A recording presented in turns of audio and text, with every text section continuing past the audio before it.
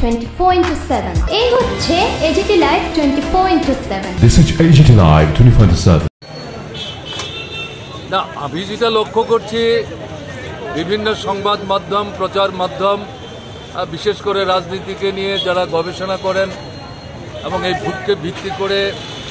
যারা প্রথম থেকে এই কাজটাতে যারা নিজেদেরকে ব্যাপৃত রেখেছেন 6 দফা ভোট হয়ে গেছে আগামীকাল শেষ দফা অর্থাৎ 7ম দফা ভারতবর্ষের স্বাধীনতার পর এই দীর্ঘ সময় নিয়ে এর আগে শুধু একবারই ভোট হয়েছিল এটা 51-52 সালে আর এই দ্বিতীয়বার এই ভোট হলো তারা যেটা বলছেন যে যত এগুচ্ছে বিজেপির অবস্থা খারাপ হচ্ছে এবং তাদের বক্তব্য হচ্ছে বিজেপি সংখ্যাগরিষ্ঠতা অর্জন করতে পারবে না তারা সরকার তৈরি করতে পারবে না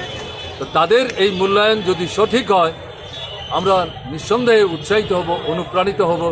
এবং এটাই বাস্তবায়িত হোক তার জন্য প্রত্যাশা নিয়ে আপনাদের মতো আমরাও অপেক্ষা করছি।